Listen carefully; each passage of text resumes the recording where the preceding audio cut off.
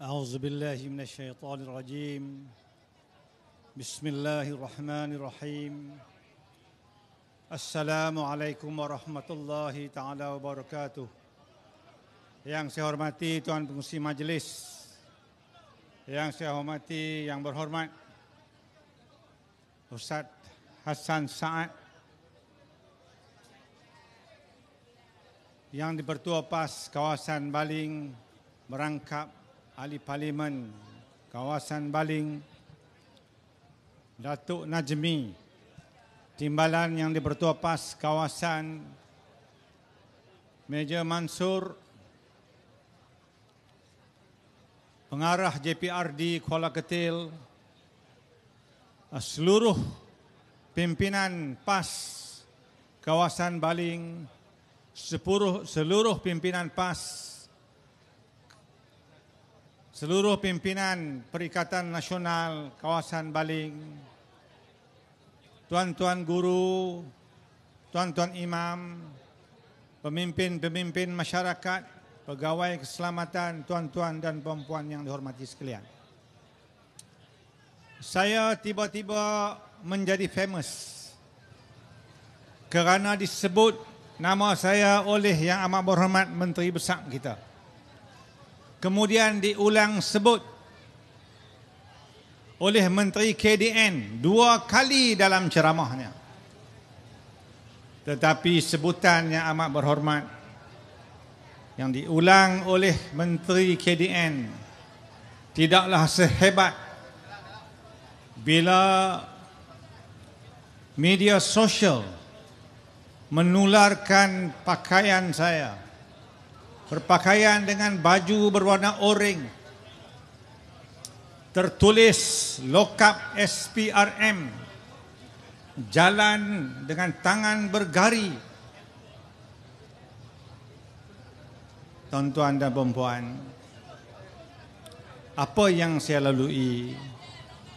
Saya tidur di lokap 3 malam setelah hari pertama keterangannya tidak selesai. Apabila kawan-kawan bertemu saya di luar, sebaik saya diikat jamin. Mereka tanya, apa Abang Haji? Saya kata, insya-Allah. Penahanan saya selama 3 hari menaik dan meningkatkan semangat dan juang kita untuk sama-sama kita mempertahankan Perikatan Nasional di negeri Kedah ini. Tuan-tuan dan puan-puan yang dihormati sekalian, Hassan Al-Banna ada menyebut, kalau kita dibuang ke luar negeri, anggaplah itu sebagai melancung. Jika kita ditahan di lokap, anggaplah itu untuk kita berehat. Saya berehat 3 hari. Hari ini saya naik pentas untuk menerangkan pada tuan-tuan dan puan-puan bagaimana jahat dan liciknya mereka. Orang ramai tidak tahu, kebanyakan orang ramai tidak faham bagaimanakah proses perundangan. Yang pertama yang berlaku, mereka mengambil keterangan. Selepas mengambil keterangan, yang mana untuk saya diambil keterangan 3 hari berturut-turut untuk menyediakan kertas keterangan sejumlah 27 muka surat. Selepas keterangan ini diambil, maka dia akan dikaji sama ada kes ataupun tidak ada kes. Kalau ada kes, maka akan dibuat pertuduhan. Itu tahap yang kedua. Dan tahap yang ketiga, jika ada pertuduhan, kita kena hadir ke mahkamah untuk dibicarakan sama ada kita salah ataupun tidak bersalah. Tetapi bagi musuh politik kita, soal mewujudkan pertuduhan, soal bicara di mahkamah, soal keputusan mahkamah, bagi saya tidak penting bagi mereka. Yang penting adalah mencalarkan image, memburukkan perwatakan, kerana mereka sungguh-sungguh mahu membunuh karakter seseorang. Tuan-tuan dan puan-puan, Diam kita ada tempoh. Sabar kita ada had. Saya tidak boleh bersabar dan terus diam melihat pimpinan kita diasak bertubi-tubi. Kita akan lahir dan berada di depan sebagai benteng mempertahankan kebenaran yang dibawa dalam perjuangan parti kita. Tuan-tuan dan puan-puan yang dihormati sekalian, yang cuba dibangunkan, yang cuba ditunjukkan, tidak ada lain. Kita adalah orang jahat. Sebab apa? Kita pakai dengan baju oranye, lokap, mencerminkan kita orang salah. Orang awam tidak tahu salah ataupun tidak. Kita baru diambil statement. Statement yang diambil pada saya tidak ada satu yang khusus menunjukkan kita salah laku. Tidak tahu apakah pertuduhan yang akan mereka bawa. Tetapi imej yang telah ditaburkan pada rakyat seolah-olah kita salah. Maka pada malam ini saya hadir menegaskan, insya-Allah tidak ada apa-apa yang kita buat. Tuan-tuan dan puan-puan, saya diamanahkan untuk menjaga Perbadanan Menteri Besar Kedah. Satu perbadanan untuk membangunkan ekonomi negeri Kedah. Bukan setahun, bukan 2 tahun. Saya mengikuti angka-angka pendapatan kerajaan negeri Kedah. Pendapatan kerajaan negeri Kedah hanyalah di sekitar 600 hingga ke 700 juta. Kadang-kadang sedikit melebihi 700 juta. Tidak pernah mencecah 1 bilion setahun. Tuan-tuan, negeri Kedah, negeri kita yang miskin. Saya tidak mahu untuk terus melihat negeri Kedah dan rakyat negeri Kedah berada dalam kemiskinan. Kerana itu amanah dan kepercayaan yang diberikan kepada saya untuk membantu negeri Kedah membangunkan ekonomi, menduduki tempat yang atas di dalam susunan ekonomi di Malaysia, sebab kita berada di tangga yang atas. Saya berusaha bersungguh-sungguh.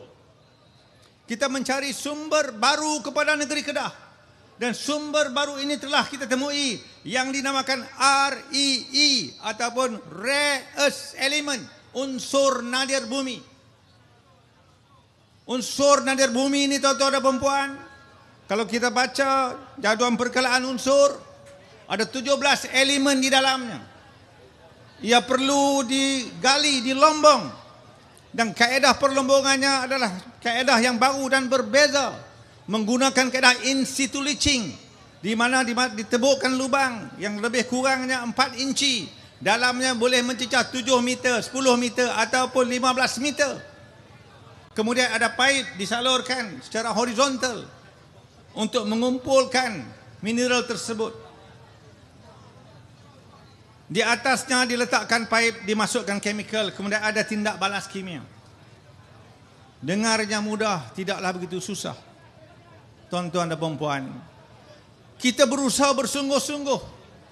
Tak berhenti saya berjumpa dengan Menteri Besar, tak berhenti saya berjumpa dengan setiausaha kerajaan negeri, dengan pengarah pilihan raya, pengarah PTG, berjumpa dengan pengarah JMG, Jabatan Mineral dan Geoscience, untuk kita mendapat kelulusan. Saya juga berbincang dengan kementerian bagaimana kita seharusnya mendapatkan SOP.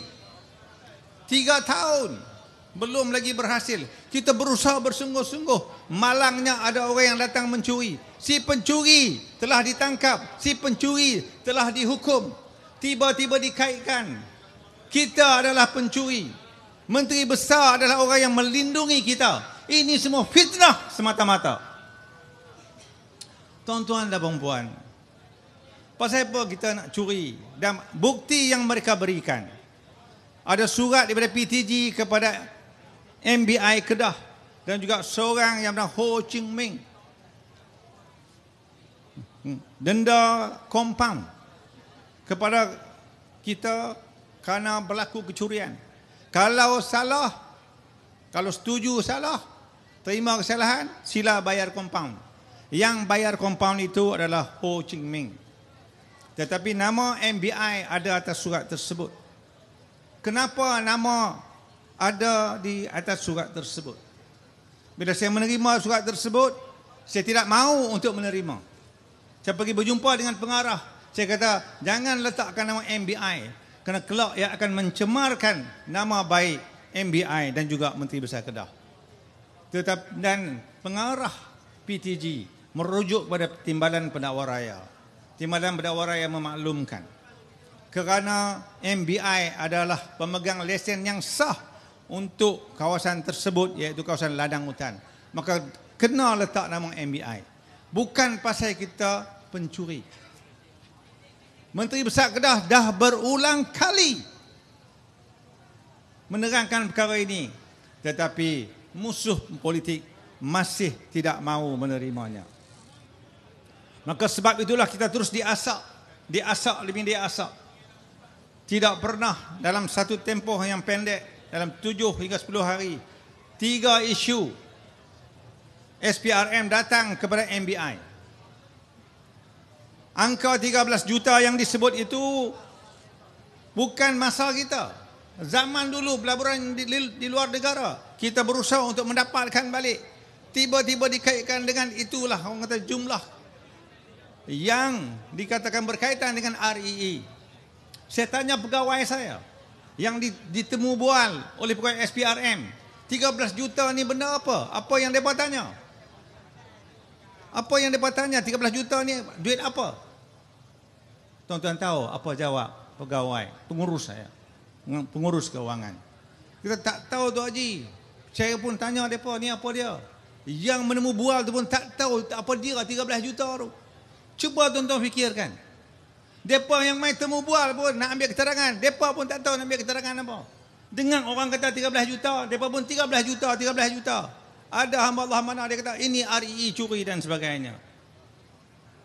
Ini betul-betul nak membunuh karakter seseorang dan juga untuk memburukkan nama seseorang.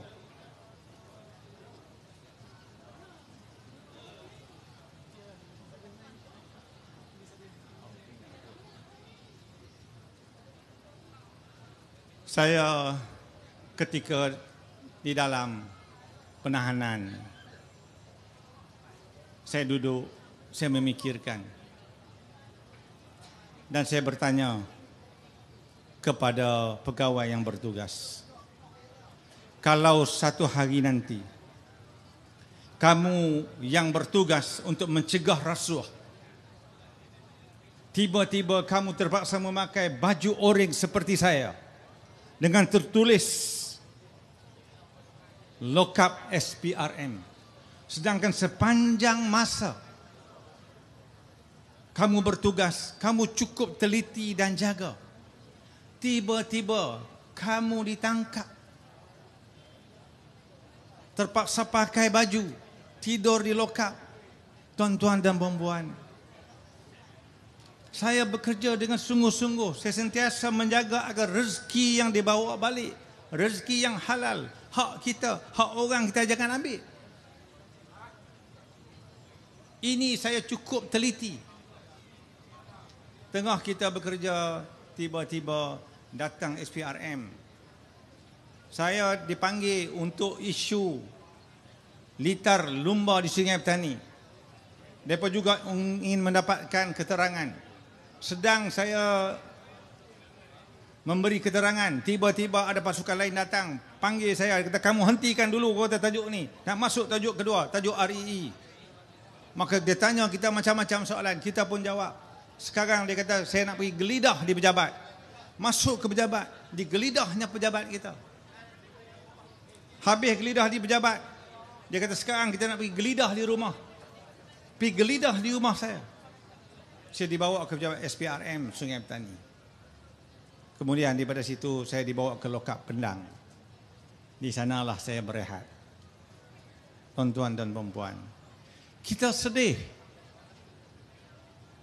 Saya tanya pegawai tersebut, kalau satu hari kamu kena macam saya kena, apa perasaan kamu? Dia sebab matanya merah, nak sambung temu bual tersekat-sekat. Karena mereka tahu, mereka kata kami Tuan Haji, kami sekadar menjalankan tugas. Tetapi yakinlah tuan-tuan dan perempuan, apa yang dibuat oleh mereka sebenarnya betul-betul untuk membunuh karakter seseorang. Kerana itu saya mengajak tuan-tuan dan perempuan, boleh atau tak boleh?